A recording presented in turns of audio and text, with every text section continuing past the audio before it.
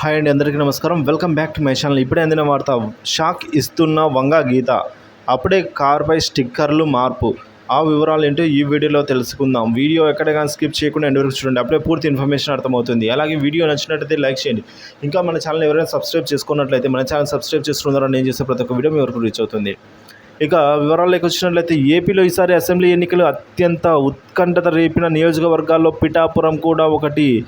ఇక్కడ నుంచే జనసేనాని పవన్ కళ్యాణ్ తొలిసారి బరిలోకి దిగడమే ఇందుకు కారణమని చెప్తున్నారు. ఇక్కడ పవన్ను ఎలాగైనా ఓడించాలన్న పట్టుదలతో వైసీపీ నేతలు పనిచేశారు. ముఖ్యంగా తాజాగా పార్టీలోకి వచ్చిన ముద్రగడ పద్మనాభం పిఠాపురంలో వంగ గీత గెలుపు కోసం తీవ్రంగా శ్రమించారు. ఓ దశలో పవన్ గెలిస్తే పేరు మార్చుకుంటానని కూడా ముద్రగడ సవాల్ విసిరారు. సో ఆయన ఈ విధంగా సవాల్ విసిరిన ఘటన అండి.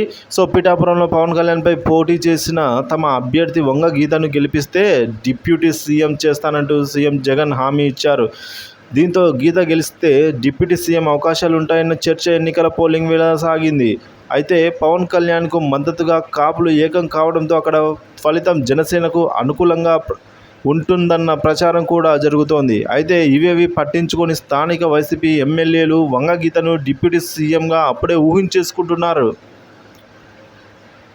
సో రాష్ట్రమంతా పిఠాపురంలో ఫలితం ఎలా ఉండబోతుందో అని ఎదురు చూస్తూ ఉంటే, స్థానిక వైసీపీ నేతలు మాత్రం అప్పుడే తమ కార్లకు డిప్యూటీ సీఎంగా వంగ గీత అని స్టిక్కర్లు పెట్టుకొని తిరిగేస్తున్నారు. వాస్తవానికి పిఠాపురంలో తన గెలుపుపై ఇప్పటికే వంగ గీతకు ఏమాత్రం అవకాశాలు లేవని పోలింగ్ తర్వాత ఆమె మాటలు బట్టి అర్థమవుతోంది. కానీ వైసీపీ నేతలు మాత్రం ఆమెను డిప్యూటీ సీఎంగా ఊహించుకొని కార్లపై స్టిక్కర్లు పెట్టుకొని తిరుగుతూ ఉన్నారు. దీంతో స్థానికులు ఆలు లేదు చూలు లేదు, డిప్యూటీ సీఎంగా వంగ గీత అంటూ చర్చించుకుంటున్నారట. అప్పుడే గీతా గోవిందం మొదలైందా అని ఆశ్చర్యపోతున్నారు.